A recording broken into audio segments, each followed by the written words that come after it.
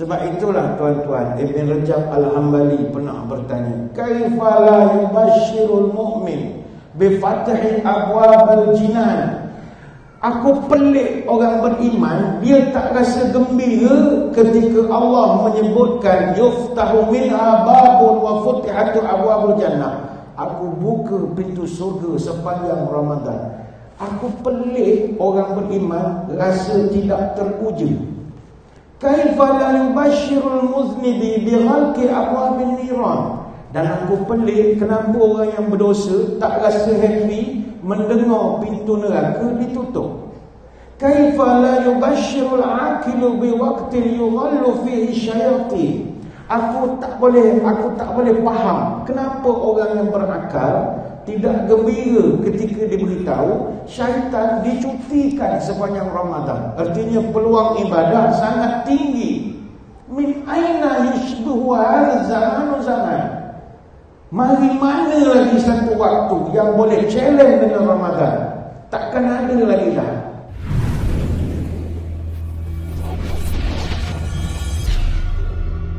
Assalamualaikum warahmatullahi wabarakatuh.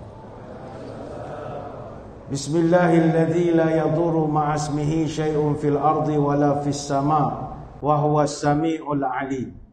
Allahumma salli ala sayyidina Muhammadin abdika wa rasulika nabiyil ummi wa ala alihi wa sahbihi wa sallim. Allahumma inna nas'aluka fahman nabiyyin wa hifzal mursalin wa ilhamal malaikatil mukarrabin. Ya Allah, kami mohon padamu kefahaman para nabi, daya hafalan para rasul, ilham para malaikat mukarrabin. Allahumma aghnina bil ilmi wa zayyina bil hilmi wa akrimna bit taqwa wa jammilna bil afiyah. Ya Allah, kayakan kami dengan ilmu-Mu, hiasilah kami dengan kelembutan, muliakan kami dengan takwa, cantikkan kami dengan sehat wal afiyah. Allahumma barik lana fi Sya'ban wa balighna Ramadan. Terima kasih Yang Berusaha Al-Fadhil Tuan Pengacara Majlis, yang saya hormati Datuk Pengurusi, para pegawai ahli jawatan kuasa Surau Al-Mu'min Mutiara Gombak, tuan-tuan guru, para alim ulama, para habaib, muslimin muslimat, hadirin hadirat, tuan-tuan puan-puan, moga sekaliannya sejahtera dalam limpahan rahmah dan barakah. Saya dahului dengan pernyataan tahmid kesyukuran atas pertemuan pada malam ini, dan seterusnya dapat kita saling bertatap muka untuk membincangkan perkara berkaitan tentang ambang Ramadan. Hadirin hadirat sekalian, alhamdulillah, jika tidak silap kiraannya malam ini 21 hari bulan Sya'ban, 15 hari lagi Ramadan akan datang. Semua yang beriman kini diundang membaca zikir, Al-Quran berkumandang.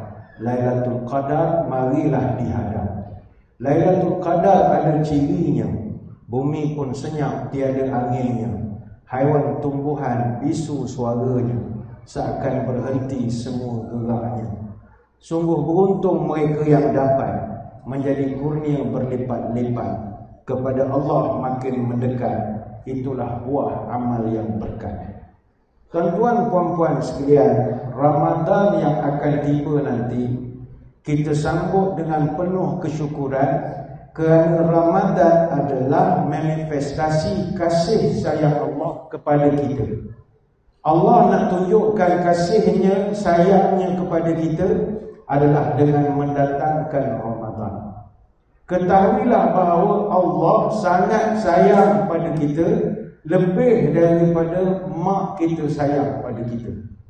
Mak kita sayang kita macam mana pun, ada hari dia marah, dia halau kita dari rumah. Itu mak tu. Tapi Allah Ta'ala tidak. Dengan hamba-Nya ini, sayangnya dia kepada kita, sayangnya tidak terbilang. Ada satu riwayat, kata Umar Al-Khattab, qadima ala Rasulillah sallallahu alaihi wasallam bisabyi fa idza mar'atun min as-sabyi tabtaghi. Kami dengan Nabi pernah duduk dalam selepas satu peperangan, kami rehat, Tiba-tiba lalu di hadapan kami sekelompok tawanan perang, prisoner of war. Orang bukan Islam, musuh yang berjaya ditawan, mereka bergerak depan kami. Dalam kalangan rombongan ataupun tawanan perang itu ada seorang wanita yang munda-mandi mencari anaknya. Nabi dan sahabat nampak. Kemudian mereka lihat, iza wajadat sabiyan fi sabi akhazathu fa alsaqathu bi batniha wa arda'athu. Kemudian ketika mereka nampak perempuan itu munda-mandi, mereka dapati perempuan itu berjaya menemui anaknya. Perempuan tu tawanan perang juga. Carilah menangis-nangis, mana anak aku, mana anak aku. Tiba-tiba jumpa. Bila dia berjumpa dengan anaknya itu, akhazathu fa'alsaqathu bi batniha wa arda'athu. Dia ambil anaknya, dia peluk seerat-eratnya. Dia ciumlah anaknya, entah berapa hari tak mandi. Maklum berperang, anak kecil dibawa sekali. Dia cium sepuas-puas hati anaknya itu. Wa arda'athu, kata Umar, dia selak pula baju, beri susu pula kepada anak. Kerana dia tahu anaknya kelaparan. Faqala lana Rasulullah sallallahu alaihi wasallam. Melihat peristiwa itu, Nabi bagi soalan kebat kepada para sahabat. Atarawna hadhihi mar'ata tarihatan waladan fil nar. Cuba kamu teka. Perempuan tu agak-agak tergamak tak dia campakkan anaknya ke dalam api. Kalau kau tengok cara dia tadi, cari, peluk, cium, macam-macam, tergamak tak dia campak anaknya dalam api. Sahabat tu menjawab, la wallahi wahya taqdiru ala an la tatrahahu. Kata sahabat, mana mungkin, demi Allah, impossible. Takkanlah perempuan ni sanggup campakkan bayi di dalam api. Tengoklah tadi dia punya peluk apa macam, sayang betul pada anak dia. Apa jawab Nabi? Allahu arhamu bi'ibadihi min hadhihi biwaladiha. Maka kata Nabi, ingatlah, Allah sayang kepada hambanya lebih daripada mak tadi sayang pada anaknya. Hadis riwayat Bukhari dan Muslim. Tuan-tuan, Allah sayang pada kita ni benda real, bukan benda rekaan. Maka Allah campakkan lagi kasih sayangnya itu ketika Ramadan nanti.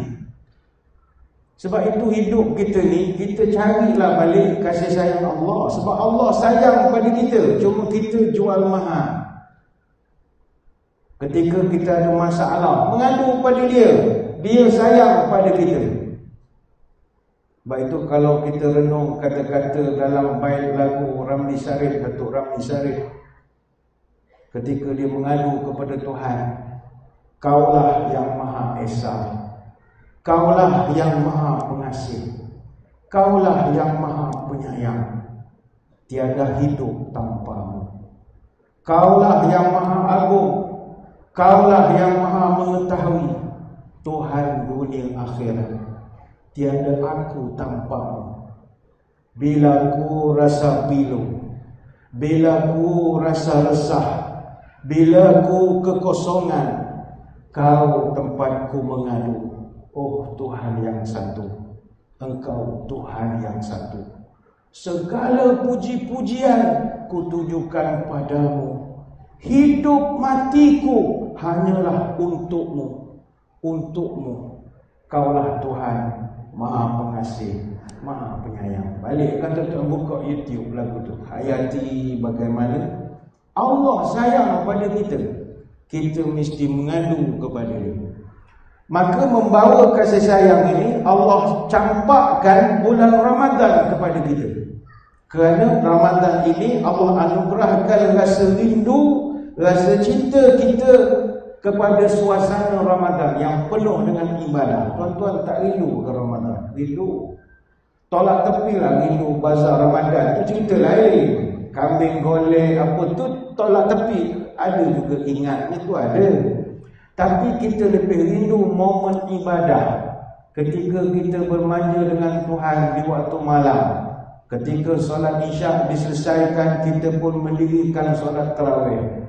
Ketika Bilal membacakan Subhana malikil ma'bud, Subhana malikil mawjud, Subhana malikil alladzi la yanamu wa la yamutu wa la yamutu abada, Subhul Qudus Rabbuna wa Rabbul Malaikatu waruh. Kita rindu momen itu. Fadlan minallah wa ni'mah wa maghfiratan wa rahmah. Suka. Allahumma salli ala Muhammad. Dia tahu moreh itu saja. Kemudian Allah akan tunaikan segala permintaan kita sepanjang Ramadan. Allah tunjukkan jalan taubat pada bulan Ramadan. Sebab itu kata ulama, pelbagai anugerah Allah limpahkan pada bulan Ramadan untuk menunjukkan cinta dia kepada kita. Ramadan bulan turun Quran, Ramadan ada Lailatul Qadar, Ramadan ada pahala berlipat ganda, Ramadan ada limpahan ampunan. Mungkin hambanya yang banyak songeh ini mengatakan, ya Allah, saya nak ampunan, saya nak ibadah banyak, tapi saya tewas dengan godaan setan. No problem. Idza kana awwala lailatin min syahri Ramadan sufilatis syayatini wa maradatul jinni. Malam masuk saja Ramadan, aku PKP-kan semua setan. Semua kena perintah kawalan pergerakan.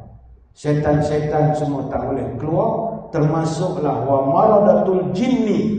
Jin yang paling jahat pun aku akan kuncikan mereka, supaya kau tak bikin alasan kenapa tak boleh pergi surau. Oh, saya tak boleh lah, setan mengganggu saya. Setan dah tak ada, PKPD semua. Jadi kalau kau tak datang, itu dari dalaman sendiri. Tapi kata ulama, maradatul jinni maknanya jin yang berpangkat tinggi. Maka ada pendapat mengatakan setan atau jin yang dikekang, dipenjarakan pada bulan Ramadan hanyalah jin dan setan grade 54 ke atas saja. 54, dosa C, dosa B, dosa A, terus 3, 2, 1. Grade 52 ke bawah punya setan masih kentayangan lagi. Itu masih lagi ada mengganggu kita, membisikkan dari jauh. Yusuf tayo. Ada masih membisikkan. Sebab itulah tuan-tuan, Ibn Rajab Al-Hambali pernah bertanya, kaifa la yubashshirul mu'min bi fathi abwabal jinan. Aku pelik orang beriman, dia tak rasa gembira ketika Allah menyebutkan yuftahu minha babun wa futihatu abwabul jannah. Aku buka pintu surga sepanjang Ramadan. Aku pelik orang beriman rasa tidak teruja. Kaifa la yubashshirul muznibi bi ghalqi abwabil niran. Dan aku pelik kenapa orang yang berdosa tak rasa happy mendengar pintu neraka ditutup. Kaifa la yubashshirul aqilu bi waqtin yughallu fihi syayatin. Aku tak boleh faham kenapa orang yang berakal tidak gembira ketika diberitahu syaitan dicutikan sepanjang Ramadan. Artinya peluang ibadah sangat tinggi. Min aina yushbihu hadha zaman. Mari mana lagi satu waktu yang boleh challenge dengan Ramadan? Takkan ada lagi dah. Sebab itu rugi tuan-tuan. Allah sedang buka kasih sayang dia, kita pula tak ambil kesempatan Ramadan ni. Pintu surga dibuka. Tuan-tuan bayangkanlah, orang kita pintu restoran belum buka pun kita dah berbalik. Restoran tu baru iklan dikeluarkan, akan dibuka restoran western steak macam-macam lah. Olio macam-macam dah. Kita ni duit ada sikit nak makan western lah.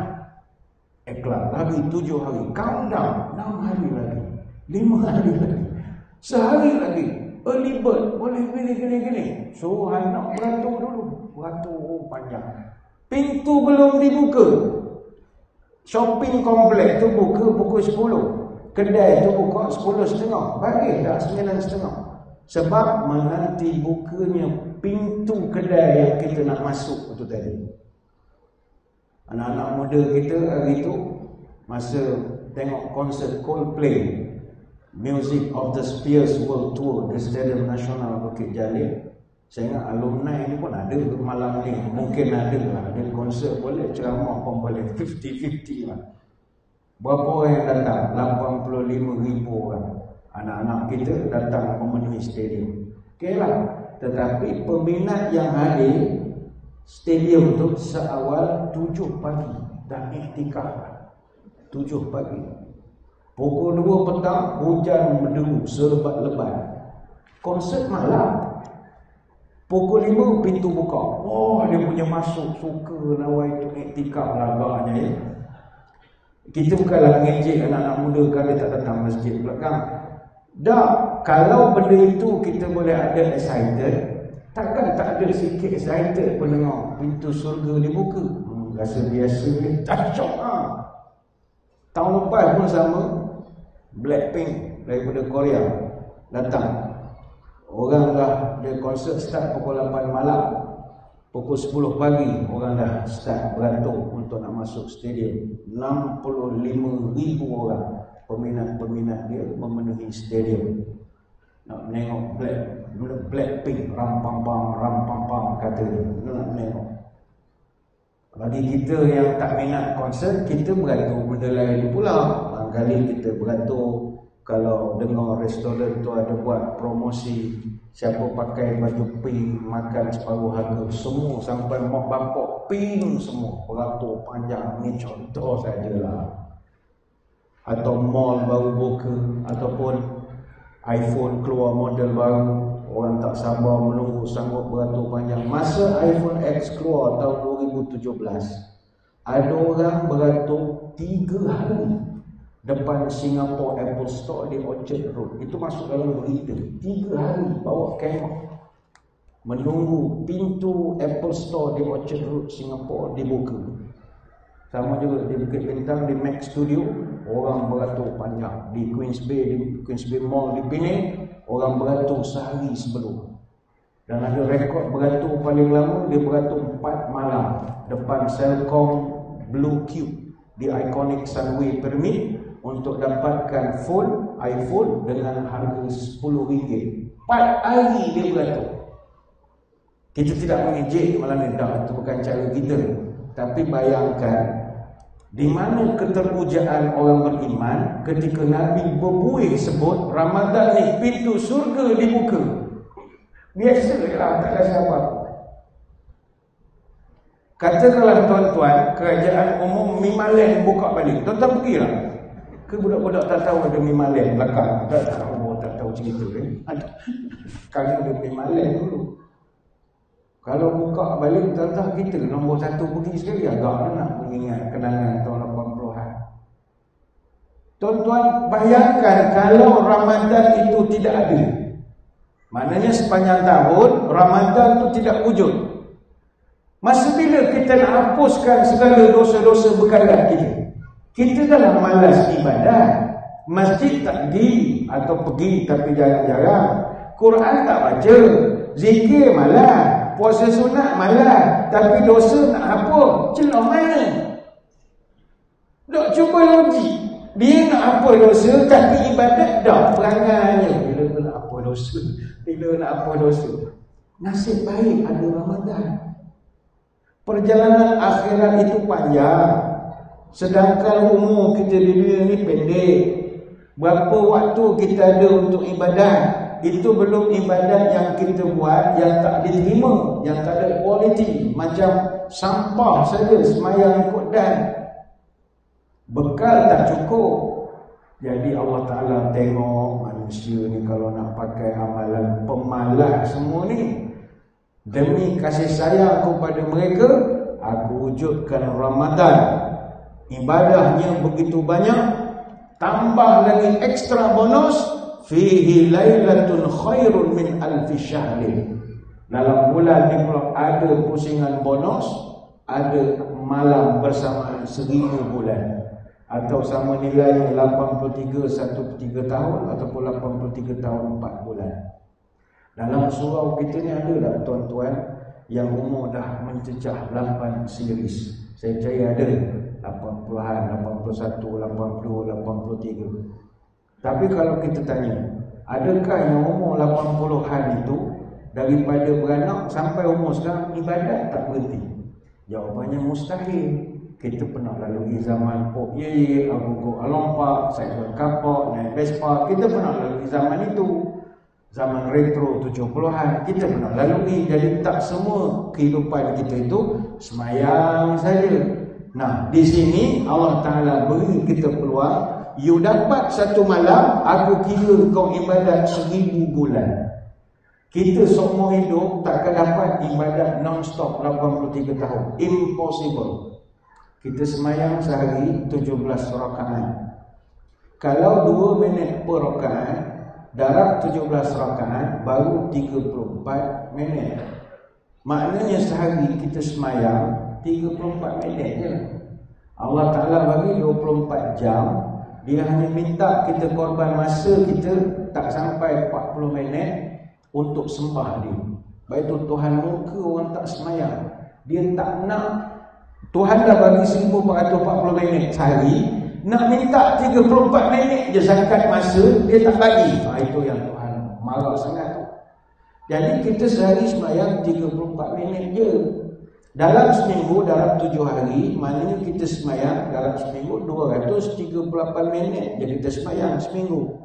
Dalam sebulan ada 4 minggu, maka 238 minit seminggu. Dalam 4 minggu bersamaan 952 minit sebulan. 952 minit sebulan. Mana dalam setahun 952 minit dalam sebulan kita semayang. Dalam 12 bersamaan 11,424 minit. Tukar kepada mud jam, maknanya 190.4 jam setahun kita semayang. Tukar kepada mud hari, kita hanya semayang dalam setahun sebanyak 7.93 hari saja. Setahun umur kita semayang tak sampai 8 hari pun. Andailah umur kita 60 sekarang, tolaklah 10 tahun zaman Muhammad tinggal 50. Maka 190.4 jam tadi kita solat dalam setahun, dalam 50 bersamaan 9,520 jam. 9,520 jam tu hanyalah bersamaan 396.7 hari saja. Maknanya 50 tahun kita hidup, kita baru semayang sembah Tuhan setahun saja. Lagi you mau minta surga Firdaus, buat mana gue semayang tak sampai setahun, minta macam-macam. Tapi Allah Ta'ala kasih dia pada kita, no problem. Ini Ramadan, you ibadat banyak-banyak, aku kasih pahala ekstra. Satu ibadah sunat, aku tuliskan pahala semayang fardu. Kau sedekah RM1, jadi RM1,000. Kau jumpa pula Lailatul Qadar, itu 777 lah jawab. Tong tong tong tong tong, lagi tinggi markah. Kenapa dibuat begitu? Kasih sayang. Tuan-tuan sekalian, umur kita ini takkan dapat buat ibadah banyak kalau tak ada Ramadan. Terus terang je kita kena mengaku. Mustahil kita boleh ibadah banyak sebab campur dengan pemalas, campur dengan umur pun tak banyak. Di umur kita ikut sukatan Nabi kita. Kalau Nabi Adam umatnya lebih kurang dia. Nabi Adam umur 1000 tahun. Nabi Idris 865 tahun. Nabi Nuh 950 tahun. Nabi Hud 464 tahun. Nabi Ibrahim 200 tahun. Nabi Ismail 137 tahun. Nabi Ishaq 180 tahun. Nabi Yaqub 137 tahun. Nabi Yusuf 110 tahun. Nabi Ayub 93 tahun. Nabi Musa 120 tahun. Nabi Harun 122 tahun. Nabi Daud 100 tahun. Nabi Isa Al-Masih 33 tahun semasa di bumi dan diangkat and still counting. Dan Nabi kita berapa? 63 tahun saja. Artinya kita average umur 63 tahun. Ini yang jenis tak mengerti teh tarik hari-hari lah. Kalau hari teh tarik 50 meninggal lah. 63 ni yang average. Mungkin ada yang kata, saya dah 70 lebih Ustaz, alhamdulillah. 70 lebih 80 ini sikit. Nabi sebut a'maru ummati ma baina sitina ila sab'ina wa aqalluhum may yajuzu zalika. Average umat aku antara 60 sampai 70 tahun saja. Dan amat sedikit kata Nabi yang lebih daripada itu. Ini hadis Tirmizi Ibnu Majah dan Al-Hakim. Nabi kata sedikit, artinya tak ramai. Tuan-tuan yang dah menjejak 70 lebih, itu masuk dalam kelompok yang sedikit tadi. Sekarang memang ada orang yang cecah super centenarian. Super centenarian ni cecah 110 tahun. Ada. Dan ada orang yang semi super centenarian, hidup sampai 105 tahun. Ada. Tetapi tak ramai. Wa aqalluhum may yajudu zalika. Dan sekarang ni saintis buat kajian, dia katakan hampir mustahil manusia boleh menjangkau usia lebih 155 tahun. Dan kajian menunjukkan usia paling tinggi batas akhir umur manusia moden ini 125 tahun. Tapi saya ingat kalau dah beratus tahun umur ni, kita pun dah tak tahu orang muka mak kita pun kita tak ingat. Dah agak tua sangat kita ketika itu. Orang keliling kita meninggal dah. Kubur dia orang pun buruk dah. Kita tak tahu mana kubur. Tua sangat kita. Dia 60, 70 cantik lah tuan-tuan. Kalau meninggal pun tak menyusahkan orang lah. 80 ke atas ni bukan menidakkan yang umur 80 ke atas. Tidak. Tapi kalau 80 ke atas ni, dia banyak baring pada berdiri lah. Jadi agak sulit kehidupannya. Yang sehat-sehat lah, alhamdulillah. Ada orang umur 90 lebih, hulu kili sehat lagi ada. Tapi wa aqalluhum, kata Nabi. Maka tuan-tuan, itu pun umur kalau dah 80 lebih, semayang pun dah tak sempurna sangat. Kalau tak ingat rakaat keberapa, kita dah banyak pemikiran. Sebab itu, untuk nak dapatkan kesempurnaan itu, carilah Ramadan. Sebab itu kata Syekh Izzuddin Abdul Salam, wa min lutfir rahman annahu lam ya'murna illa bima fihi maslahatun fid daraini aw fi ihdahuma wa lam yanhahuma illa amma fihi mafsadatun fihima aw fi ihdahuma. Sebahagian daripada tanda Tuhan sayang kepada kita, dia takkan suruh buat sesuatu melainkan benda tu ada maslahat untuk kebaikan dunia ataupun akhirat atau salah satu. Dan Allah takkan larang kita dari melakukan satu perkara kecuali benda itu ada keburukan, sama ada di dunia atau di akhirat ataupun salah satu. Maka soalnya malam ini, akan berjayakah kita mendapat cinta dari Allah pada Ramadan nanti? Soalan malam ini, bagaimanakah pula kita nak mendapatkan cinta daripada Allah? Tuan-tuan sekalian, para ulama memberi panduan pada kita. Kita nanti Ramadan ibadah banyak. Kena ibadah sebab Tuhan dia akan sayang pada hamba-Nya yang paling banyak melakukan nawafil, ibadat sunat. Yang wajib tu of course kena buat. Yang menjadikan kita rare berbanding makhluk lain, sunatnya banyak. Jadi kata ulama, antara tanda kita nak tahu kita nanti dicintai oleh Allah, number one, pertama sekali tandanya adalah kita ini adalah orang yang dicintai oleh semua orang. Itu tanda Allah cinta kepada kita. Maknanya tuan-tuan, kalau kita ni tak payahlah gunakan kata-kata biarlah semua orang benci saya, jadi Allah sayang saya. Kalau orang menyampah kau, orang pun menyampah tengok. Allah pun menyampah tengok muka kau. Apa sebab? Ada satu hadis kata Abu Hurairah radhiyallahu anhu, Nabi pernah menyebut, innallaha idza ahabba 'abdan da'a Jibril faqala inni uhibbu fulan fa uhibbahu. Qala fa yuhibbuhu Jibril. Thumma yunadi fis sama'i fa yaqul inna allaha yuhibbu fulanan fa uhibbuhu fa yuhibbu ahlus sama'i. Qala thumma yudha'u lahul qabul fil ardi. Nabi cerita, kalau Allah sudah cinta kepada seseorang, Allah akan panggil Jibril. Jibril, aku sayang ini budak. Engkau mesti sayang pada dia. Kau faham? Maka Jibril kata, beres. Saya pun sayang budak ini. Jibril pun cintalah kepada dia. Kemudian summa yunadi fis sama. Jibril selaku ketua kepada seluruh malaikat penduduk langit, dia menyeru pula, wahai penduduk langit, Allah cinta kepada Muhammad ni. Aku pun cinta kepada Mamat ni, maka kau semua mesti cinta kepada ni. Fa uhibbu alis sama, maka seluruh penduduk langit cinta kepada Mamat ini. Qala summa yudha'u lahu al-qabulu fil ardi, maka kasih sayang daripada penduduk langit itu akan jatuh pula menjadi kasih sayang di kalangan penduduk di bumi. Hadis riwayat Imam Bukhari. Jadi macam mana kita nak dapat kasih sayang seluruh makhluk Allah? Caranya adalah akhlak mesti baik. Bintang timur cuacanya baik, cahayanya sampai ke hutan seberang. Mulut manis, hati pun baik, kemana pergi disayang orang. Jadi nombor satu, nak tahu Tuhan sudah sayang sama kita, tandanya semua orang juga sayang pada kita. Kalau ada orang benci kita tanpa sebab yang kita tak tahu, maknanya perangai kita lah yang tu menyebabkan orang tak suka. Mungkin kerana akhlak kita, cara tutur kata kita.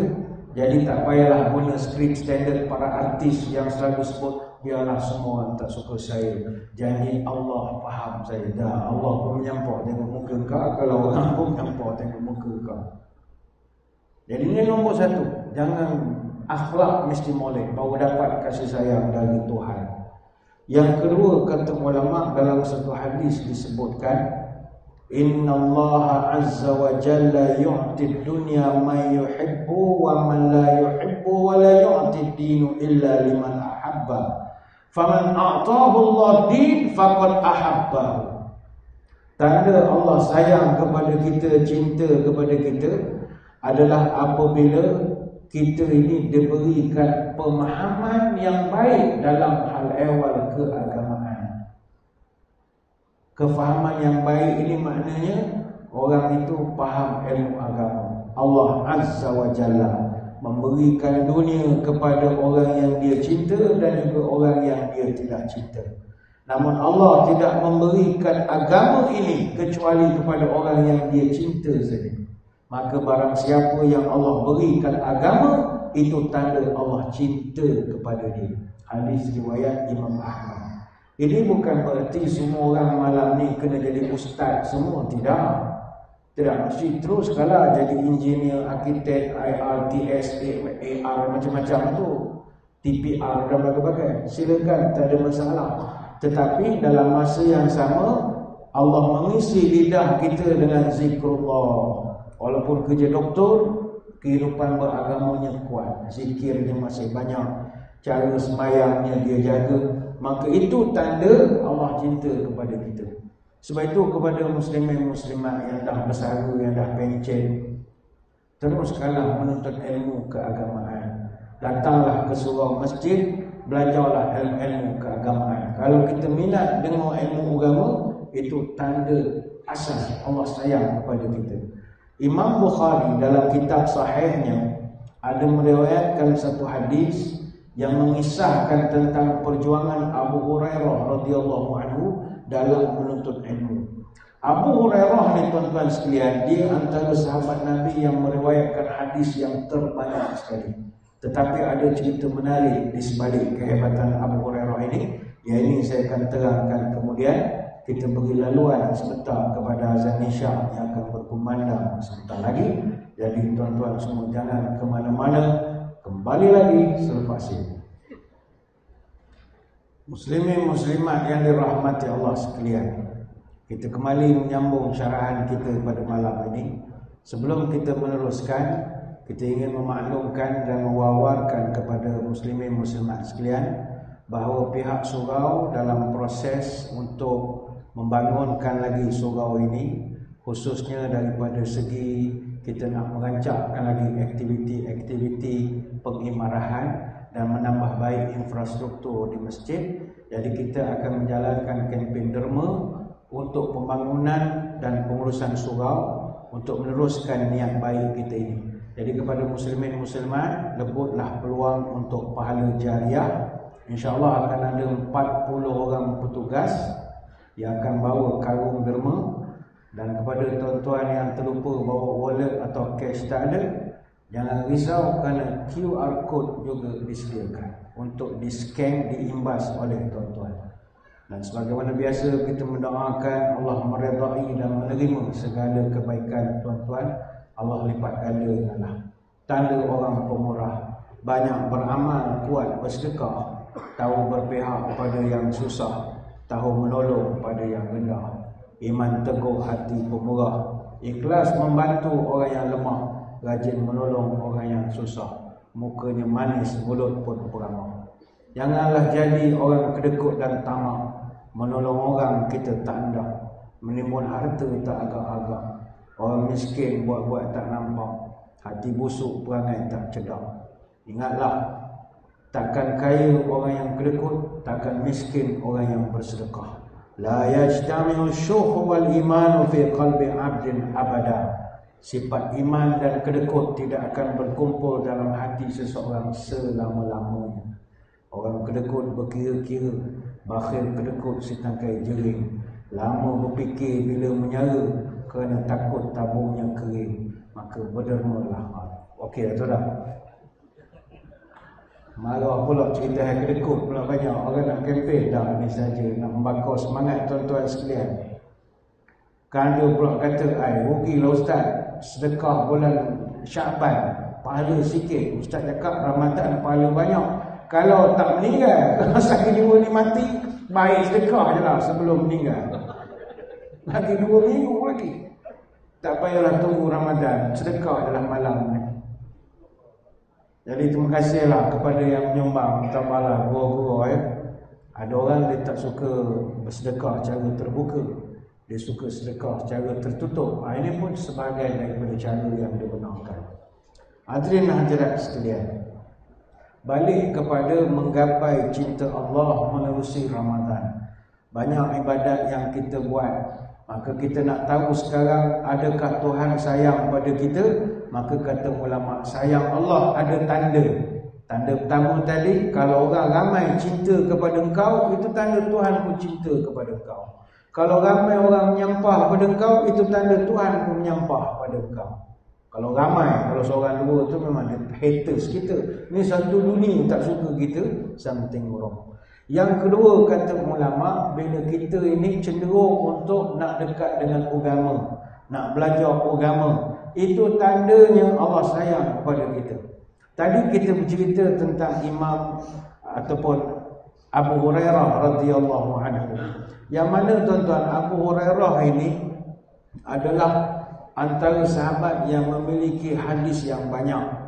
Sehingga Nabi pernah menyebut, inna ikhwanana minal muhajirin kana yashghuluhum saffu bil aswaq, wa inna ikhwanana minal ansar kana yashghuluhum amal fi amwalihim. Sesungguhnya sahabat aku orang muhajirin, mereka sibuk berniaga di pasar. Adapun sahabat aku orang ansar, mereka sibuk dengan kebun kurma, ladang kurma mereka. Tetapi wa inna Abu Hurairah kana yalzamu Rasulullah bi syab'i batnihi wa yahduru ma la yahdurun wa yahfazu ma la yahfazun. Tapi Abu Hurairah ini dia orang miskin. Dia duduk di masjid Nabi, paling banyak menyertai majlis ilmu Nabi, menyebabkan ketika orang lain tak hadir majlis itu, dia ada. Maka banyak ilmunya lebih tinggi daripada orang lain. Dia berapa banyak hadis dia hafal, itu no doubt about it, dia antara yang paling banyak sekali. Tapi bab kata Abu Hurairah, hafiztu min Rasulillah wi'aini wa amma ahdahuma fayasastuhu wa amma al-akharu falau basastuhu quti'a hadha bul'um. Kata bul'um, aku ni hadis yang aku hafal ada 2 guni lagi aku tak keluarkan. Yang mana kalau aku keluarkan, nescaya aku kena sembelih lah. Ulama bahaskan hadis ini, kenapa pula ada dirahsiakan? Bukankah ilmu agama itu telah sempurna diturunkan oleh Nabi? Tiba-tiba macam mana Abu Hurairah declare dia ada 2 guni lagi hadis yang dia tak expose, dia tak publishkan. Kenapa dia tak ceritakan kepada orang? Macam tak lengkap Islam ini. Kata ulama dia begini, perkara yang tidak didedahkan oleh Abu Hurairah itu tidak ada kait dengan hukum hakam. Perkara yang dia simpan itu adalah hadis-hadis yang menyebut tentang perkhabaran fitnah, yang menyebutkan nama-nama orang atau pemimpin-pemimpin tertentu secara spesifik, yang Nabi sendiri tahu. Nabi ni kan dia boleh melihat masa depan. Dia tahu apa akan berlaku kepada sahabat-sahabat dia, siapa yang bunuh, siapa yang ini. Semua Nabi tahu. Yang ini dia panggil prophecy of the prophet, ramalan kenabian. Nabi ada banyak prophecies. Nabi pernah meramalkan Utsman bin Affan, Ammar bin Yasir akan mati dibunuh. Tapi Nabi tak sebut nama. Mungkin nama tu Nabi sebut, tetapi Abu Hurairah tak dedahkan. Mungkin masa majlis tu orang tak ada, Abu Hurairah saja ada. Nabi pernah sebut orang Islam akan memasuki Mesir, tapi tak sebut bila. Mungkin Abu Hurairah tahu masuknya itu di zaman Umar Al-Khattab misalnya. Nabi pernah beritahu orang Islam akan masuk Syria, Lebanon, Jordan, Palestin, Iraq. Termasuklah Nabi memberitahu orang Islam akan membuka Konstantinopel. La tuftahanna al-Konstantiniyatu fala ni'mal amiru amiruha wala ni'mal jaishu zalikal jaish. Nabi cerita umum yang sampai kepada kita, tetapi Abu Hurairah mungkin tahu spesifik siapa nama Nabi, kan kita tahu semua. Jadi yang itu yang dimaksudkan kata ulama. Kenapa Abu Hurairah ada 2 guni lagi yang dia tidak sampaikan, punya banyaknya ilmu dia. Tetapi tuan-tuan, Abu Hurairah ini dia menuntut ilmu di usia emas. Dia lepas bencin baru dia jumpa Nabi. Dia senior sangat lah. Dia bukan daripada muda dia menuntut ilmu, tapi kerana kesungguhan. Maka tidak ada had masa di dalam mencari ilmu keagamaan. Yang dah bersara ke, dah pencen ke, yang lidah dah keras ke, ahlan wa sahlan, tak jadi masalah. Ramai ulama memulakan karier mereka usia emas, usia pencen. Mungkin masa muda sibuk jadi hakim ke, jadi polis ke, jadi macam-macam. Dah pencen baru boleh jadi ulama. Ayo teruskan menuntut ilmu. Kata Anas bin Malik, Nabi menyebut man kharaja fi talabil ilmi fahuwa fi sabilillah hatta yarji'a. Siapa keluar pergi belajar satu ilmu, pergi baliknya itu umpama dia pergi berjihad fi sabilillah.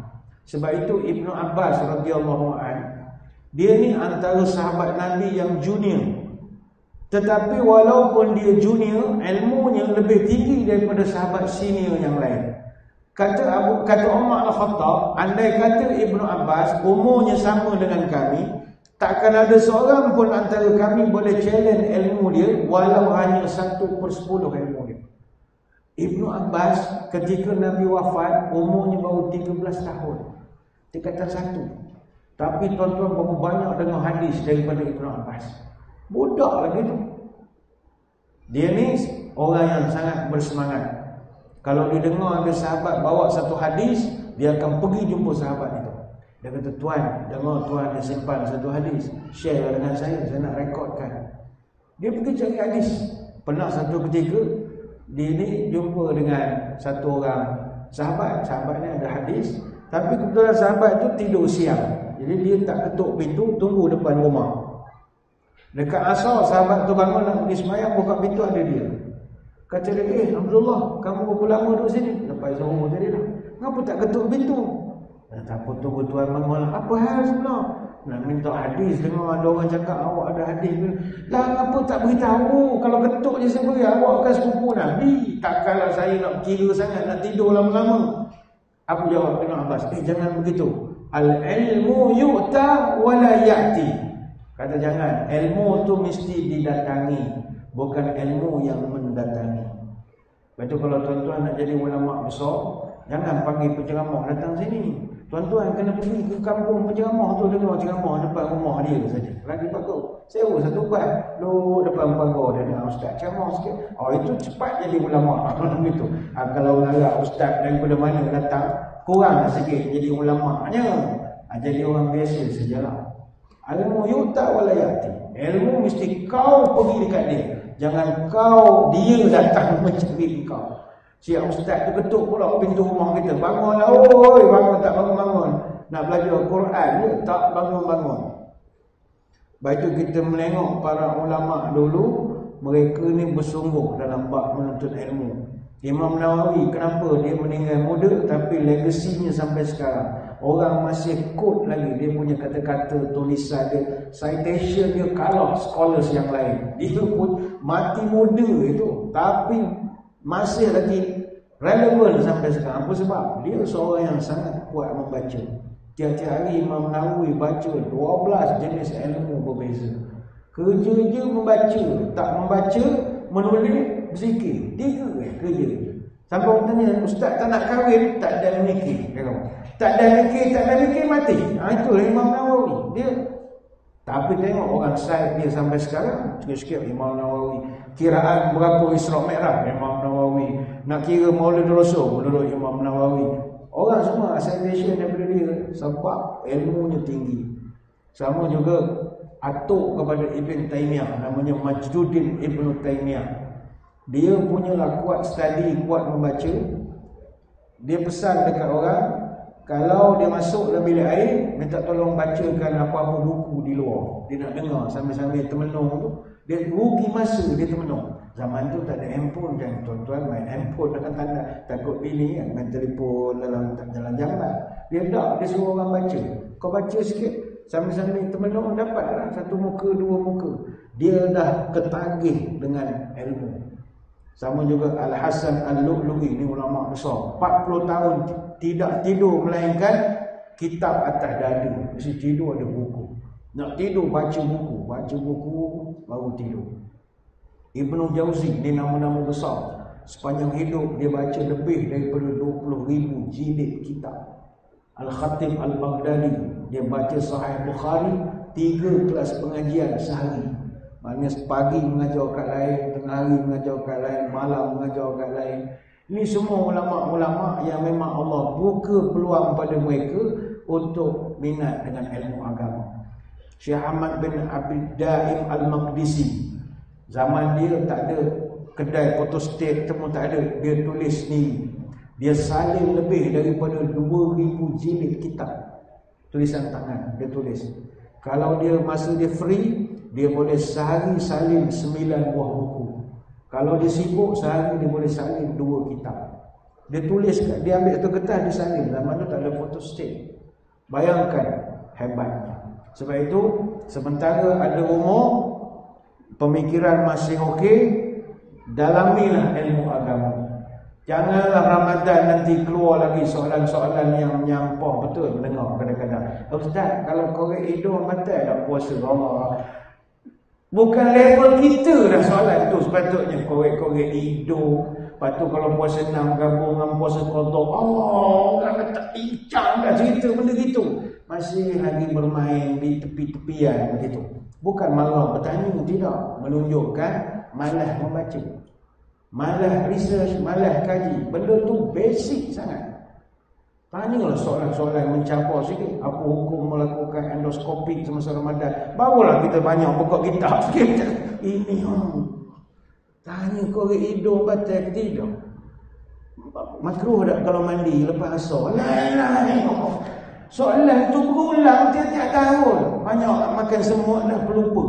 Lepas tu kena banyak membaca. Allah sayang orang yang suka mengkaji, mencari ilmu dan sebagainya. Kalau pun tak mampu membaca, sponsorlah orang yang pergi membaca. Sponsor dia pun besar juga. Ada satu cerita ni nak bagi semangat tuan-tuan bersedekah ya. Ada satu kisah. Cerita ni disampaikan mulut ke mulut. Saya dapat cerita ni dari Syekh Hisham Al-Burhani. Dia ni ulama besar di Syria. Dia cerita kejadian di perkuburan Ad-Dahdah. Dahdah ni satu kawasan kubur 10 minit daripada Masjid Umawi di Damsyik. Dahdah ni dia tempat kawasan kubur, tempat bersemadinya ulama, para awliya, para syuhada. Itu tempat orang power-power lah. Kalau tuan-tuan kubur di situ, tenanglah, tak ada gangguan langsung. Kalau kubur kita ni macam-macam, menjerit sana, menjerit depan, menjerit belakang, pompa, hayya, banyak sakit, hayya, kita bila lah aku nak tidur atas dunia, tak boleh tidur dalam kubur, tak boleh tidur. sebab tanam di sini, betul orang nak tanam tempat orang alim ramai, kita boleh berehat saja. Jadi kawasan penguburan tu memang ramai ulama-ulama yang dikebumikan di situ. Jadi dia cerita ada seorang penggali kubur. Satu hari datang seorang perempuan berjumpa dengan penggali kubur ni. Dia kata, "Tuan, saya ada satu jenazah lelaki, boleh tuan kebumikan?" Katanya boleh. Pukul berapa? Sekian-sekian masa, buat appointment hari tu jugalah. Okey, dia pun standby gali kubur. Ketika dia menggali kubur, dia rasa kubur orang yang nak masuk dalam ni bukan kaleng-kaleng. Sebab urusan dia mudah. Dia buat kerja seorang semua okey. Lepas tu masa dia gali pun bau wangi. Kata, wow, ini siapa yang nak masuk ni? Nak simpan siapa ni? Dia pun tak tanya lah. Okey lah. Kemudian jenazah pun sampai, rombongan datang bawa keluarga dia. Jadi masukkan jenazah tu dalam kubur, dia pun tutup semua lah. Berlaku beberapa perkara yang di luar daripada logik, tapi dia malas nak bertanya. Kata, "Ra'aitu ajaban." Aku nampak benda-benda ajaib ketika kebumikan. Tapi dia tak berani nak tanya, takut mungkin dia sedang berhalusinasi. Takut ada minum, salah minum ke apa ke, syai dia nak lebih, nak tu terlebih ke, jadi hai ke apa, orang tertukar ganja dengan air, dia mana nak tahu. Jadi aku tak berani nak tanya, takut aku nampak alam yang pelik-pelik ini. Tapi tak apalah, dia tak ada nak tanya. Dia nampak benda-benda yang pelik masa jenazah tu dimasukkan, tapi dia tak tanya. Selama beberapa bulan kemudian, wanita yang sama datang.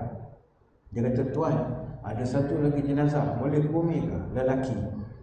"Bolehlah, set masa, okey, hari ni kita kebumikan." Dia pun galilah, pun menghadapi benda yang sama. Wangi, mudah urusan, tanah tu pun kuat, tak adalah jatuh, roboh ke, air keluar nampak serangga, tak ada, semua clear. Kata, ini bukan kaleng-kaleng. Jadi bila masuk jenazah, berlaku lagi cerita ajaib. Kali ni penggali kubur ni kata dia, kali ni aku mesti mau tanya. First time dulu aku tak tanya, rugi aku tak tahu.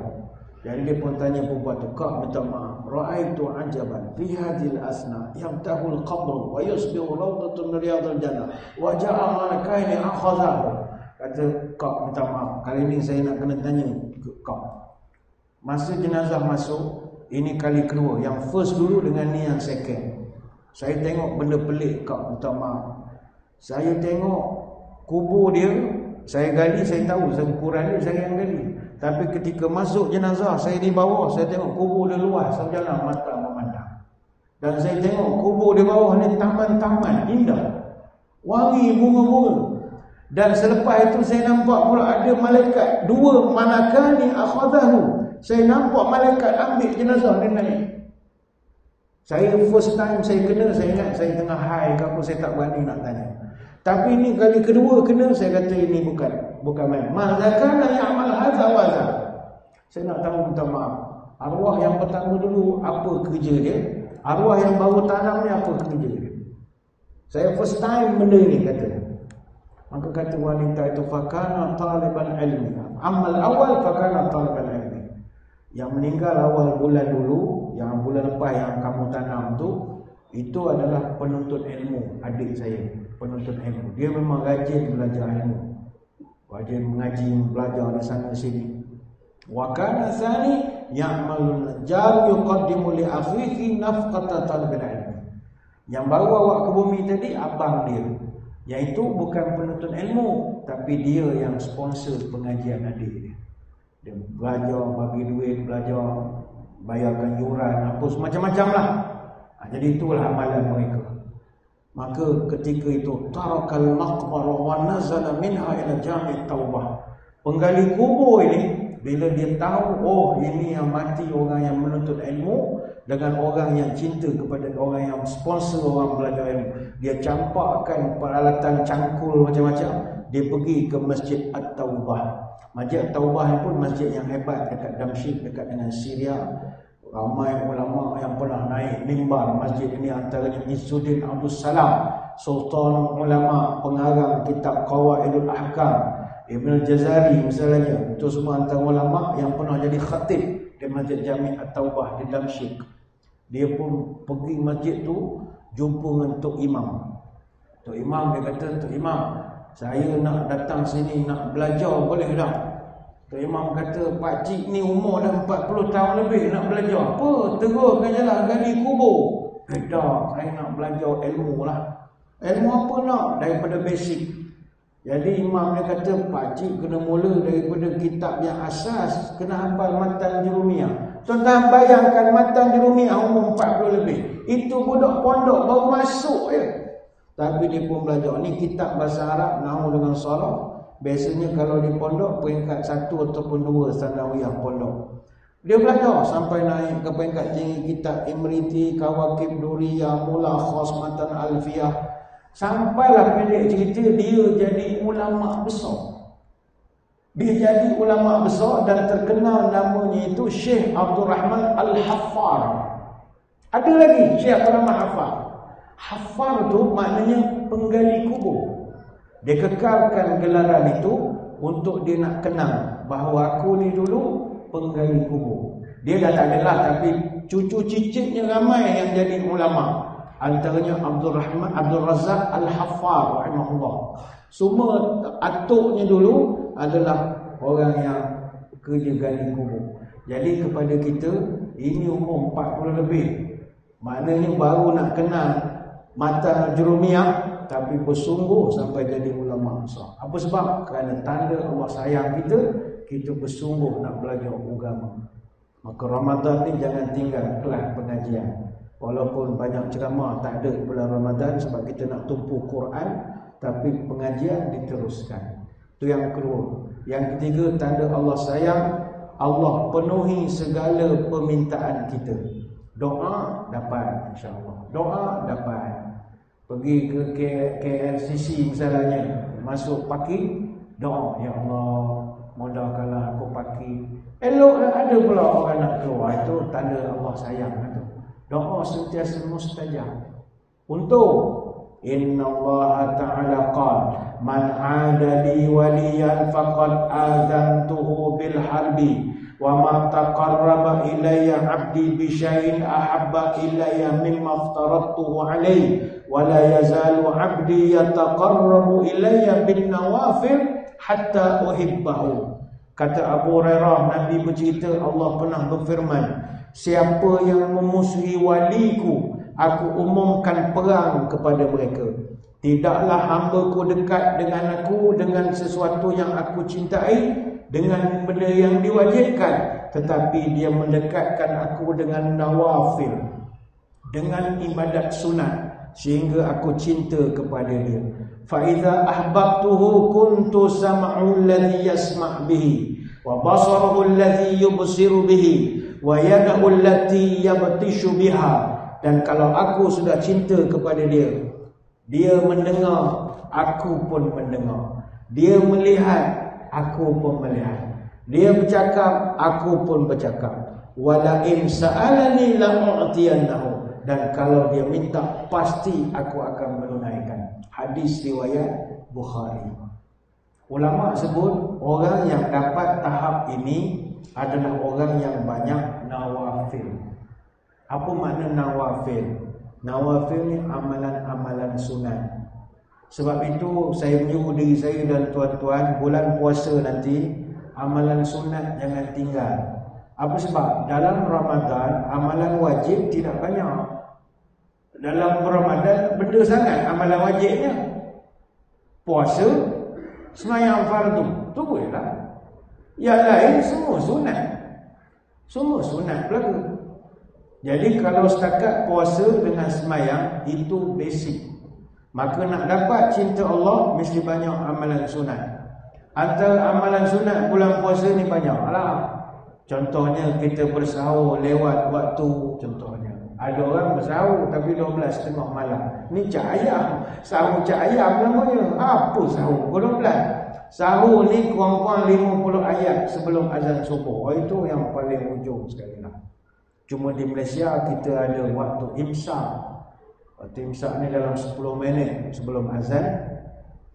Kenapa kena imsak? Ada orang kata tak payah imsak lah, Nabi tak ajar imsak. Memanglah Nabi tak ajar, tapi kita buat sebab orang Malaysia ni kalau tak ajar begitu semua last minute berlaku. Kita kena bagi dia deadline.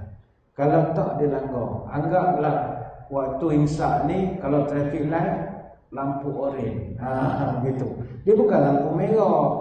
Lampu merah tu kalau Bilal dah ketuk mikrofon, subhanallah, alhamdulillah, nak azan tu lampu merah lah. Selagi dia mengaji tu lampu kuning. Dia kan traffic light hijau maknanya jalan, merah berhenti, kuning standby berhenti. Sebab kita takut sahur kita makan banyak, terlampau banyak sampai azan sembahyang subuh overload. Jadi nanti makan banyak cendol sampai 2 mangkuk sahur macam berbuka dia makan. Dah habis sembahyang subuh nanti rukuk keluar balik cendol, perlu berhidup pun masalah juga. Jadi dia ada 10 minit untuk seluruh kata orang kampung turun penuh, turunkan sikit. Jadi tu tujuan lampu kuning. Tapi orang Malaysia ni lampu kuning bukan standby untuk berhenti, tapi lagi ditekan minyak lagi bukan lampu kuning. Lagi kuat masjid mengaji, lagi sebatang lagi pula dia tambah lagi rokok. Tak boleh lah begitu. Dah nak azan lah tu. Apa lagi? Kita misalnya berbuka pada awal waktu. Jangan berbuka pukul 8 malam. Belum tanya mengapa awak tak berbuka masa azan maghrib. Saya tak lapar lagi ustaz, buat apa nak makan? Kita berbuka ni bila lapar. Mu tak mengaji. Mu kena buka bila azan, bukan tunggu mu lapar. Jadinya azan saja terus makan. Ada setengah masjid surau berbuka di masjid, time mengadap makanan, azan Allahu Akbar, semua diam tak makan. Pandangnya makanan, semua berzikir. Kita pula rasa bersalah pula bila makan. Tanya, kenapa Tuan Haji tak makan? Saya hormat azan. Tak ngaji juga. La ilaha illallah. Allah akhilah, makan sajalah, nak tunggu azan buat apa sampai habis. Makan saja. Allah tu sama juga lah kitanya. Apa lagi? Sunatnya berbuka dengan makanan yang Nabi suka contohnya. Bukanlah tak boleh makan roti john, boleh. Tapi makanlah benda yang Nabi suka, dapat pahala sunat. Nabi suka makan kurma kering, tamar, rutah, kurma basah. Kurma kering, kurma basah. Kalau sahur, kurma kering. Berbuka, kurma basah. Jadi jangan tertukar. Bila berbuka, kurma tu biar yang basah, yang melekit pada tangan. Ketika sahur, kurma yang kering. Supaya dapat sunnah Nabi SAW. Kita puasa ni, nak dapat extra point, kena ikut SOP. SOP ni bukan masa COVID itu dah.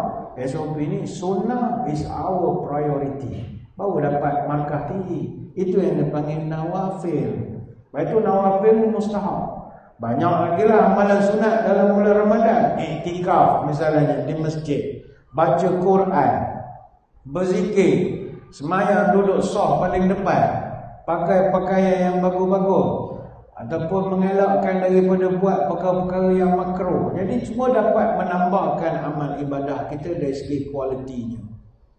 Cuma kata ulama, amalan sunat ni kalau eloknya dibuat secara continuity. Dia jangan berhenti setakat itu saja. La kana amaluhu dimatan. Ketika Aisyah ditanya kepadanya oleh sahabat, wahai Aisyah, adakah Nabi ini dia ada hari-hari tertentu, mengkhususkan hari tertentu beramal? Kata tak. Kana amaluhu dimatan. Dia continuity. Kalau dia puasa Ramadan, dia akan sambung pula dengan puasa 6. Itu perangai Nabi. Dia takkan stop puasa. Sebab sawabun hasanati al-hasanatu ba'daha. Tanda kebaikan kita diterima adalah bila kita buat kebaikan itu berterusan. Contoh, tuan-tuan puasa Ramadan 29 hari, nanti masuk Syawal puasa pula 6 hari. Artinya berkesinambungan. Macam juga kita masa buat umrah. Macam mana nak tahu umrah kita diterima Allah? Bila balik ke Malaysia, kita masih tetap beribadat di masjid. Jangan masa di Mekah hari-hari pergi Masjidil Haram, balik ke Malaysia haram pergi masjid. Dah jadi terbalik. Maknanya yang you buat dulu tak ada nilai lah. Tak ada continuity. Maka puasa nanti usahakan Syawal puasa 6. Bukan wajib, tidak, tetapi simbol kita ni dapat berterusan, continuity. Hidup di dunia cuma sementara, tempat membuat amal ibadat. Kumpullah kebaikan, himpunlah pahala, jangan dileka harta dan maksiat. Siapa suka memegang adat, muliakan sifat dengan kerana. Siapa rajin beribadat sunat, pahala dapat, iman bertambah. Banyakkan amalan sunat. Itu tanda Allah cinta kepada kita. Kemudian apa lagi? Tanda Allah sayang kepada kita ni, kita ringkas sajalah. Yang keempat, tanda Allah sedang sayang pada kita, diberikannya cubaan dan ujian. Itu tanda Allah sayang. Saya percaya dalam surau kita ini ada di kalangan tuan-tuan yang sedang sakit kepala, diuji dengan macam-macam ujian. Ujian suami, ujian isteri, ujian bos di pejabat, ujian anak buah di pejabat, ujian apa lagi, kawan-kawan, ujian diri sendiri ada penyakit, baru diagnose, doktor beritahu mungkin kena kanser, nanti kena cek pemeriksaan lagi. Kita pun sudahlah, kita rasa berat dah kehidupan ini, sabar. Kata Anas bin Malik, izamul jazaa'i ma'a izamil bala, wa inna Allaha idza ahabba qauman ibtalahum, faman radiya falahu ridha wa man sakhita falahu suftu. Sesungguhnya besarnya balasan akan diberikan juga besarnya ujian. Apabila Allah cinta kepada seseorang, Allah akan tes dia. Siapa yang redha dapat redha Allah. Siapa yang marah, Allah pemarah pada dia. Hadis Bukhari. Jadi kalau kita sedang diuji, sabar.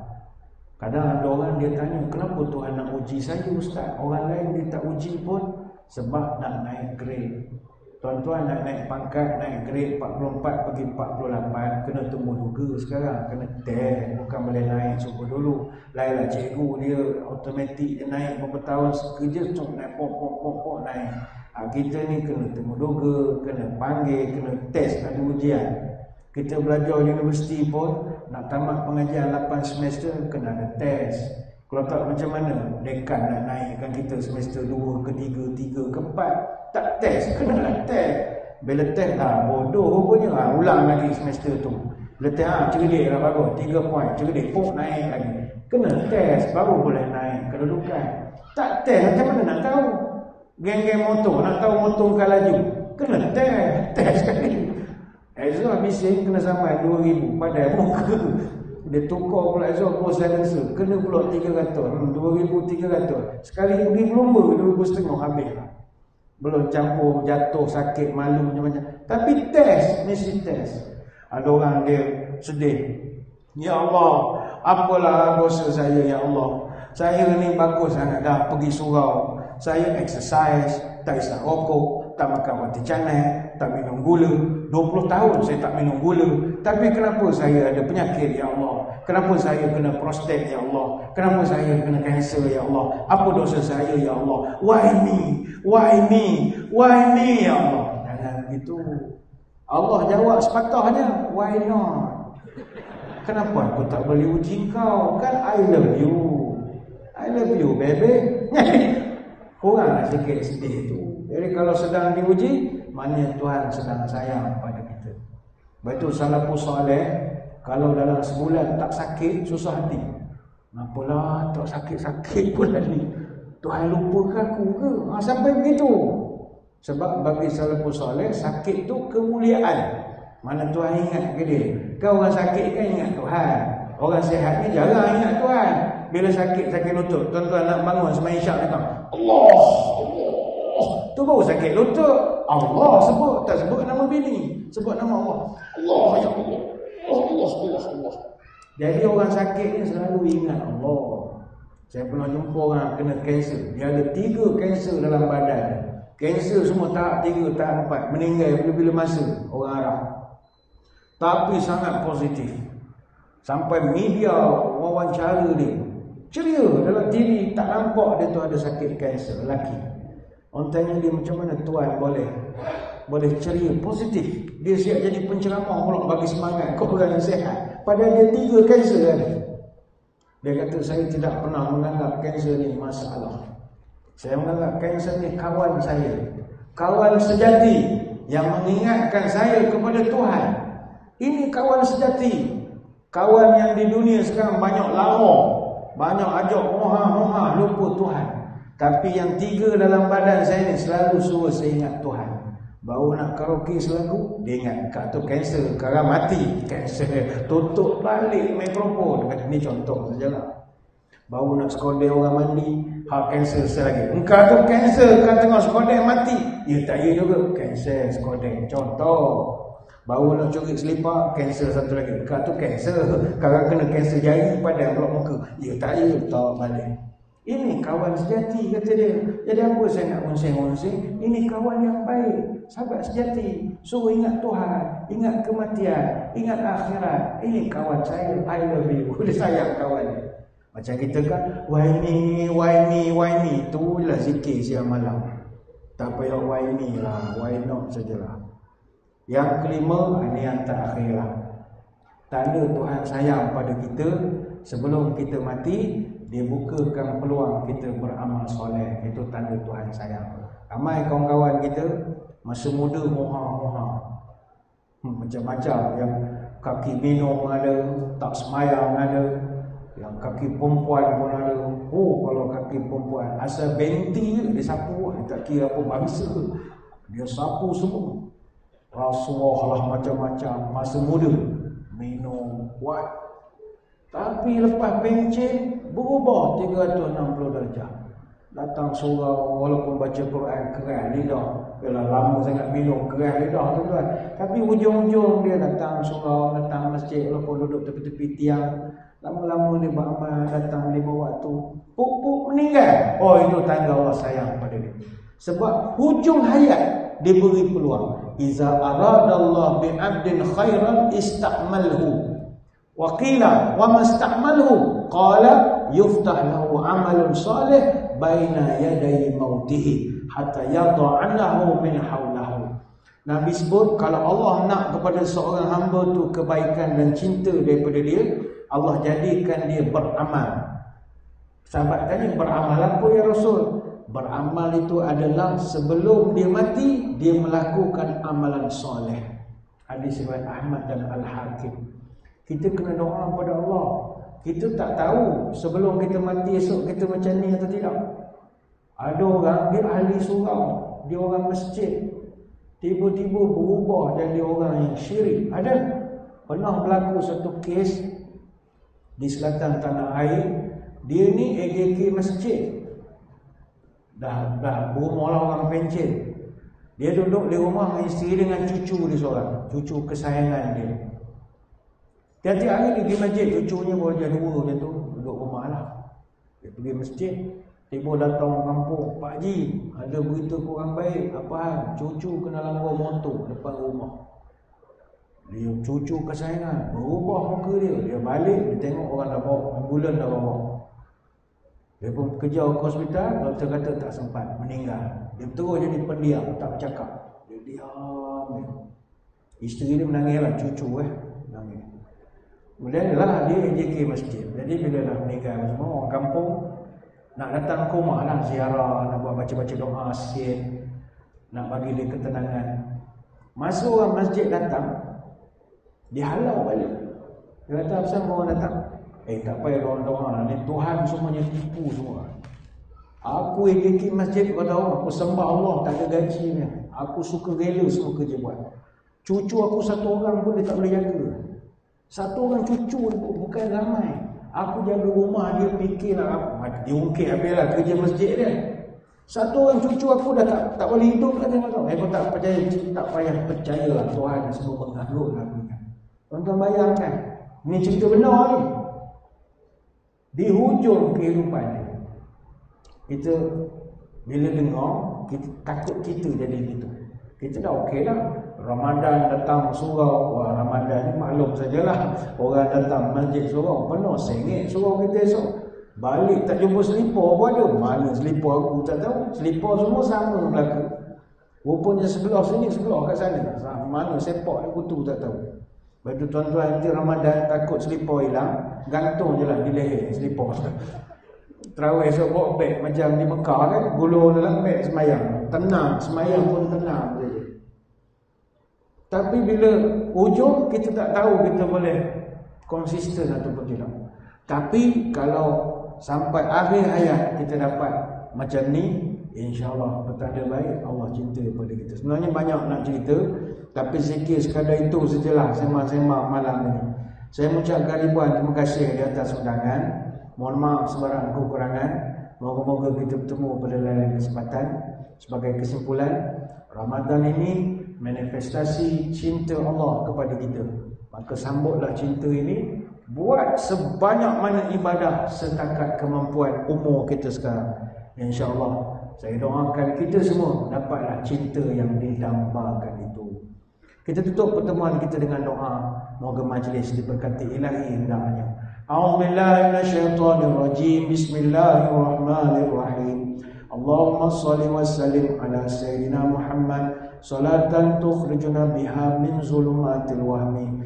Allahumma sallimna ila Ramadan wa sallim lana Ramadan wa taslimhu minna mutaqabbala. Ya Allah, hantarkan kami ke bulan Ramadan, hantarkanlah bulan Ramadan kepada kami, terimalah segala amalan kami di bulan Ramadan. Allahumma qad azallana syahrul Ramadan wa hadara fasallimhu lana wa sallimna lahu warzuqna siyamahu wa qiyamahu warzuqna fihi al-jidd wal ijtihad wal nashat wa a'idna fihi minal fitan. Ya Allah, Ramadan semakin hampir, sampaikanlah kami kepada Ramadan dengan selamat. Kurniakanlah kami rezeki melaksanakan puasa dan sembahyang malam di bulan Ramadan. Kurniakanlah kepada kami ketekunan, kesungguhan dan semangat. Kami berlindung padamu dari fitnah dan kemalasan sepanjang Ramadan. Ya Hayyu Ya Qayyum, birahmatika nastaghith, aslih lana sya'nana kullahu wa la takilna ila anfusina tarfata ainin. Wahai Tuhan yang Maha Hidup, yang Maha Berdiri, dengan kasih sayang-Mu kami mohon pertolongan. Perbaikilah urusan kami semuanya. Jangan Engkau tinggalkan kami walaupun sekelip mata. Subhanakallahumma wa bihamdika nasyhadu an la ilaha illa anta nastaghfiruka wa natubu ilaik. Wassallallahu ala sayyidina Muhammadin wa ala alihi wa sahbihi wa baraka wa sallam. Walhamdulillahi rabbil alamin. Sekadar itu, wabillahi taufiq wal hidayah. Wassalamualaikum warahmatullahi wabarakatuh. Wallahu a'lam.